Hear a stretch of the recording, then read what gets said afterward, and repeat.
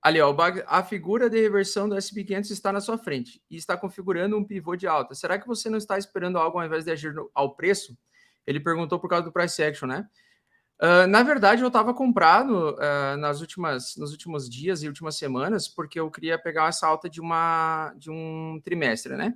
Só que como ia sair dados de inflação durante a semana e eu não trago a minhas hard wallets na hora de movimentar as criptos, eu sempre agora nas viagens para eu ficar tranquilo, para eu dormir bem, e em semanas de incerteza e volatilidade, eu acabo me dolarizando. Mas não precisa fazer isso necessariamente, né? Enquanto a tendência de alta se manter, média 8 semanal se manter, e o mercado fazer topos e fundos ascendentes acima dela, dá para ficar comprado tranquilo. Só que eu fui vendido porque, cara, eu não quero nenhuma surpresa e o contexto está muito ruim ainda.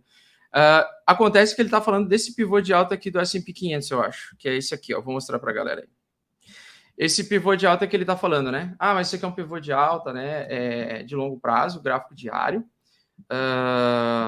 Acontece que o seguinte, para mim isso aqui é mais um pivô de alta, que é um rally de alta dentro de uma fase de redistribuição, que é uma fase de ou acumulação, preço voltar a subir, ou redistribuição, tá? E para mim o comportamento isso aqui ainda é um topo mais baixo do que isso aqui, certo? Mas ele é um topo mais alto do que isso aqui. Então ele é uma fase neutra, né?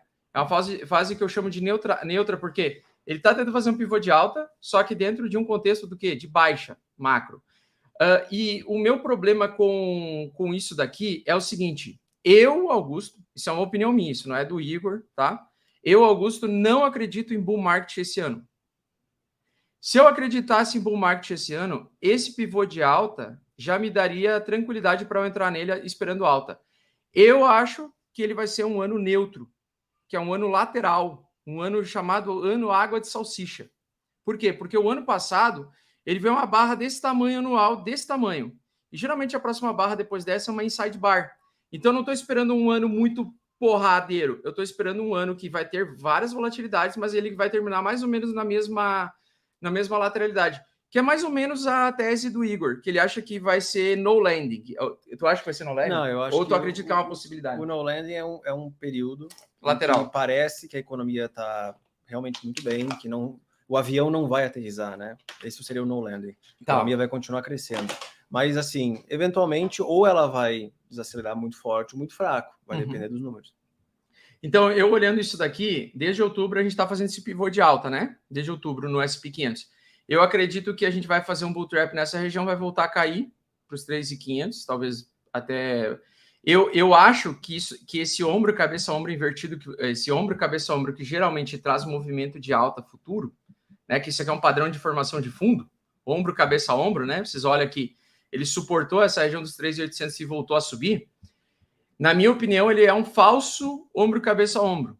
Por quê? Porque eu não acredito que nós estamos em um mercado expansionista o suficiente para trazer aquela expansão econômica do passado. Eu acho que vai ser um mercado mais neutro esse ano. Mas essa é uma tese minha. Não é, e eu tenho que esperar os dados evoluir, mas para mim ele está numa fase neutra, que eu chamo de sem tendência. Que é assim, eu tenho o pivô de alta semanal, mas ao mesmo tempo eu não tenho uma confirmação. Eu não tenho uma confirmação que esse pivô de alta rompeu os topos anteriores.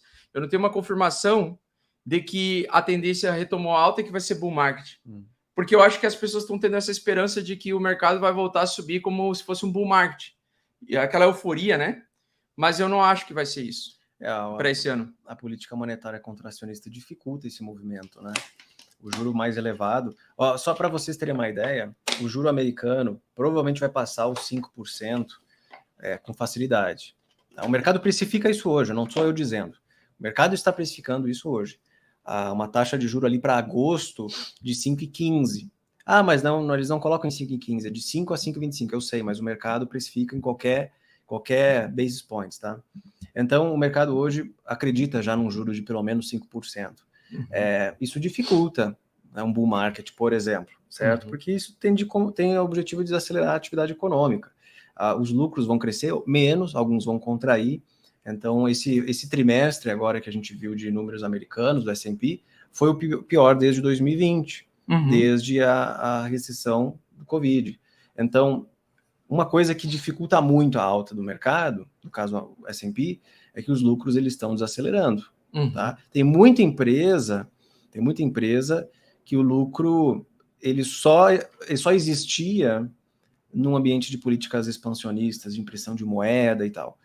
Num ambiente bem complicado como esse, isso dificilmente acontece. Então tem muita empresa de tecnologia sofrendo, a gente está vendo aí as demissões, que é bem específica do mercado de techs, né, que viveu muito tempo de muita... de um ar muito tranquilo.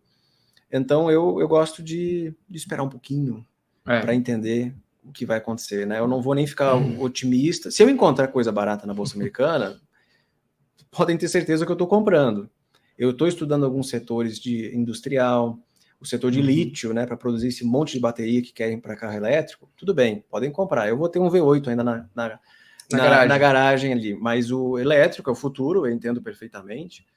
Tem o setor de lítio para explorar. Então, são alguns setores que eu fico de olho.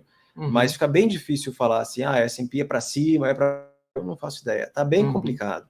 Então, eu estou aprendendo muito mais do que vocês, talvez. Né? Exato. Nós todos estamos aprendendo e o tempo todo, né? Com certeza, todo dia. Porque o pessoal quer ficar especialista com um ano de mercado. Não. Aí não dá. Você fica bem no mercado depois de um ciclo, né? Uns 4 a 5 anos. Né? Demoram 4 a 5 anos. Então tem o bull market, tem o bear market. Quanto tempo vai demorar? Depende. O mercado americano já teve bull market de mais de 5 anos, de 10 anos. Então, eu peguei ali eu comecei no mercado em 2013, esse ano vai fazer 10 anos.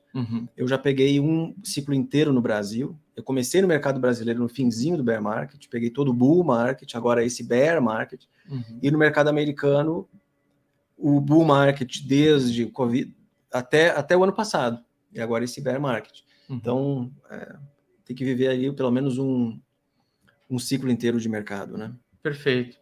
O MACD, para mim, ele está abaixo do nível da marca da água ainda. Para mim, não entrou em fase de bull market ainda. Teria que se manter acima e começar a fazer topos e fundos ascendentes acima da média 200 ou acima do MACD, que seria a fase de entrar.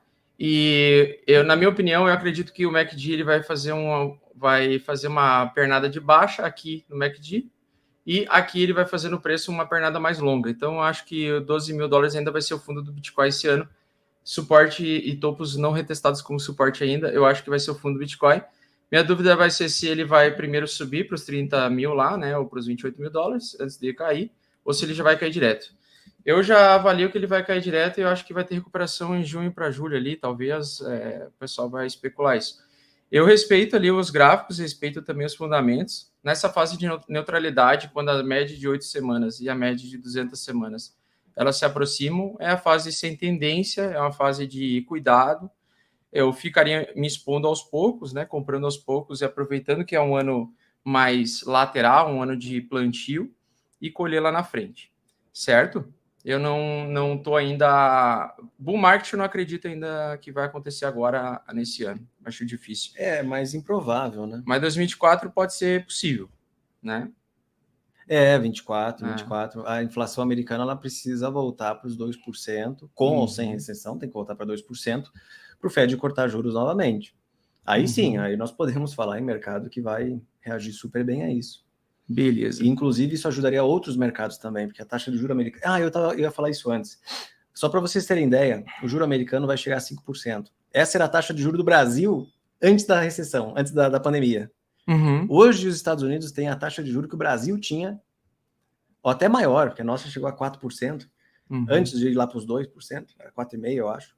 Então, vocês estão vivendo, eu estou vivendo algo que no mercado eu nunca vivi, que foi um Fed Funds Rate de 5%, o primeiro visto desde 2007. Então, é fantástico o que a gente está vivendo. Perfeito.